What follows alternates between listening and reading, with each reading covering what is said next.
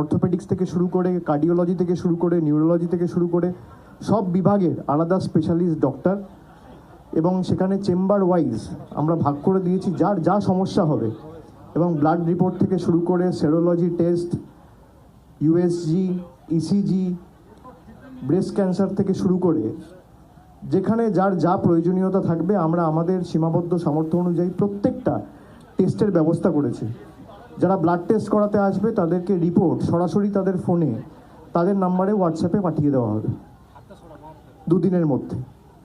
এবং তাছাড়া যা ওষুধপত্রের ব্যবস্থা আমরা করেছি, ডাক্তারবাবুরা যেরকম উপদেশ দিচ্ছেন, যদি কারো 7 দিনের কোর্স থাকে, 10 দিনের কোর্স থাকে, 15 দিনের কোর্স থাকে, পুরোটাই যত দিনের ওষুধ তাদের প্রয়োজনীয়তা থাকবে, দরকার পড়বে, কারো 7 দিনের দরকার পড়লে 7 দিনের, কারোর 15 দিনের দরকার পড়লে 15 দিনের, পুরোটাই আমরা বিনামূল্যে, বিনা পয়সায় মানুষকে প্রোভাইড করছি। এটা আমরা আগের বারও করেছি।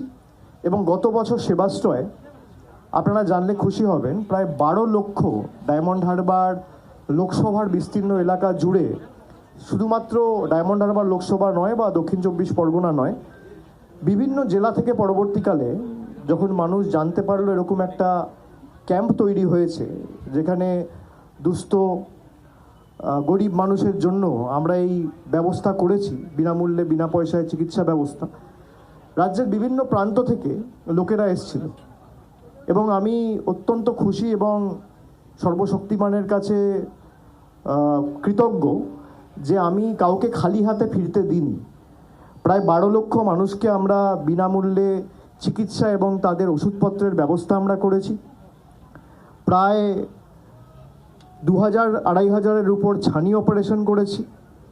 7000-এর কাছাকাছি আলাদা রেফারেল কেস ছিল, যেগুলো বিভিন্ন হাসপাতালে, এসএসকেএম, বাঙ্গুর, এদিকে ডায়মন্ড হারবার মেডিকেল কলেজ, ওদিকে Garden Reach Super Speciality Hospital সহ একাধিক জায়গায় আমরা প্রায় 7000 রেফারেল কেস, এগুলো অত্যন্ত সফলভাবে অ্যাড্রেস করেছি। টাইম টু টাইম যোগাযোগে ছিলাম পরিবারগুলোর সাথে, তাদের যাতে কোনো রকম অসুবিধা না হয়।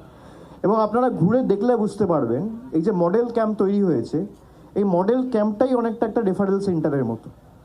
এবার যেখানে হয়তো মডেল ক্যাম্পের সেই ব্যবস্থাপনা দরকার যেটা একটা পেশেন্টের দরকার রয়েছে, সেটা যদি আমাদের কোনো রকম খামতি থাকে, সেক্ষেত্রে আরও যে সুপার স্পেশালিটি হাসপাতালগুলো রয়েছে সেখানে আমরা রেফার করছি। কিন্তু রেফার করে দিয়ে যে কাজ শেষ তা নয়, আমাদের তরফ থেকে, আমাদের সেবাশ্রয়ের তরফ থেকে যারা ডেডিকেটেড ভলেন্টিয়াররা রয়েছে, ডাক্তারদের টিম রয়েছে, তারা সরাসরি পেশেন্ট পার্টির সাথে যোগাযোগে থাকছে, কোনো রকম অসুবিধা হচ্ছে কিনা, ঠিকমতো ডাক্তারবাবুরা ডেকেছে কিনা, এবং তারা যদি তাতে খুশি না হন বা তারা যদি মনে করে যে না, বাড়তি আরও এক ধাপ এগিয়ে আমাদের অন্য হাসপাতালে যেতে হবে, যেমন অনেক নিউরোলজিক্যাল কেস আমাদের কাছে লাস্ট ইয়ার এসেছিলো, যেগুলো আমরা নিম্যান্সেও পাঠিয়েছিলাম, সাউথ ইন্ডিয়াতেও পাঠিয়েছিলাম, বাইরেও যদি প্রয়োজন পড়ে আমরা পাঠিয়েছি।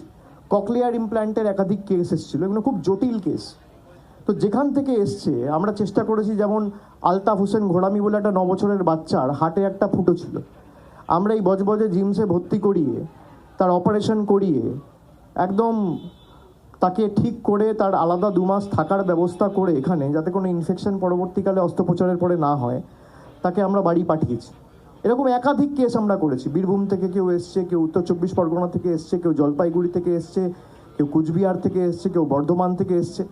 আমরা খালি হাতে ফেরাইনি। আজকে যে সেবাশ্রয়ের এই কর্মযজ্ঞ বা কর্মসূচি শুরু হলো, মহেশতলার ক্ষেত্রে 2টো মডেল ক্যাম্প আমরা করেছি, একটাই নুঙ্গিতে হয়েছে, একটা বাটায় হয়েছে। এবং অন্যান্য বিধানসভার ক্ষেত্রে আমরা প্রত্যেকটা বিধানসভায় ডেডিকেটেড একটা করে মডেল ক্যাম্প করছি। আমরা 7 দিন করে একটা বিধানসভায় ক্যাম্পগুলো করব।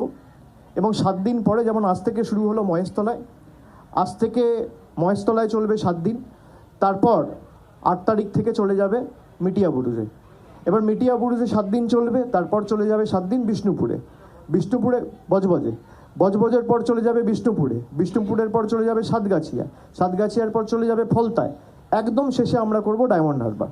আগে ডায়মন্ড হারবার দিয়ে শুরু করেছিলাম, এবার ডায়মন্ড হারবারে আমরা শেষ করছি। এবং 22 তারিখ এই কর্মসূচি শেষ হবে, 23 তারিখ সরস্বতী পুজো, আর 24 তারিখ, 25 তারিখ, 26 তারিখ, 27 তারিখ, 28 তারিখ, এই 5 দিন টানা, একদিন গ্যাপ দিয়ে, খালি সরস্বতী পুজোর দিনটা সবাইকে ছুটি দিয়ে, মধ্যেখানে 25শে ডিসেম্বর, 31শে ডিসেম্বর 2-3 দিন গ্যাপ আছে। এছাড়া টানা 2 মাসে কর্মসূচি চলবে এবং যে 5 দিন আমি বললাম 24, 25, 26, 27, 28 প্রত্যেকটা মডেল ক্যাম্প অ্যাক্টিভ থাকবে। অনেক সময় অনেক রুগীরা আসে যাদের আবার 10 দিন, 15 দিন, 20 দিন পরে বা 1 মাস পরে ডাক্তারবাবুদের কাছে আরেকবার দেখাতে হতে পারে। ডাক্তারবাবুরা তাদের উপদেশ দেয় বা পরামর্শ দেয় যে ফলো আপের জন্য আপনারা 1 মাস পর আবার আসবেন, যে ওষুধগুলো দিয়েছে তাতে ব্যথা কমেছে কিনা, কোনো যদি সমস্যা থাকে সেগুলো সমাধান হয়েছে কিনা, মিটেছে কিনা। তো ফলো আপ ক্যাম্প হিসেবে আমাদের এই 5 দিন 7টা বিধানসভায় 5 দিন ধরেই ক্যাম্প চলবে এবং 28শে জানুয়ারি অবধি এই কর্মসূচি চলবে।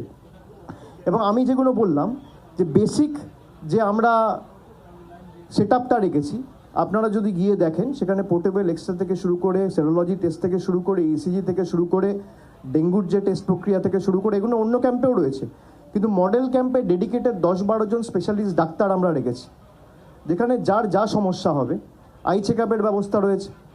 আগের বার সেবাশ্রয় যাদের পাওয়ারের সমস্যা ছিল, যে চোখে দেখতে অসুবিধা হয়, চশমার প্রয়োজনীয়তা রয়েছে, আমরা এরকম প্রায় 40,000 লোককে 40,000 আমরা বিনামূল্যে বিনা পয়সায় চশমা তৈরি করে দিয়েছি এবং তাদের একজনকেও চশমাটা নিতে আসতে ক্যাম্পে হয়নি, আমাদের প্রতিনিধিরা গিয়ে তাদের বাড়িতে পৌঁছে দিয়েছে সেই চশমা।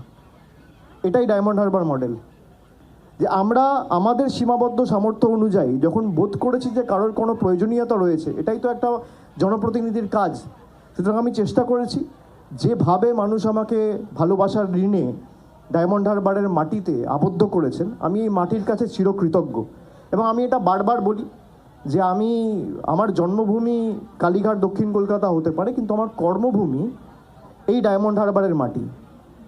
ঈশ্বর যদি মৃত্যুর পরে কোনোভাবে বিলীন না করে দেয়, তাহলে বারবার আমি মাটিতেই ফেরত আসার কথা ভাববো এবং ঈশ্বরের কাছে প্রার্থনা করব। আমি এই মাটির কাছে চিরকৃতজ্ঞ।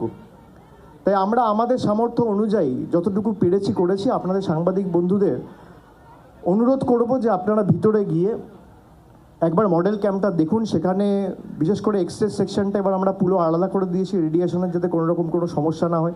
ওয়েটিং এরিয়া আলাদা করা হয়েছে, রেজিস্ট্রেশনের ব্যবস্থা রয়েছে, কারোর কোনো রকম সহায়তা থাকলে একটা হেল্প ডেস্ক করা হয়েছে, আলাদা ফার্মাসি করা হয়েছে, আলাদা আলাদা ডিপার্টমেন্ট করা হয়েছে।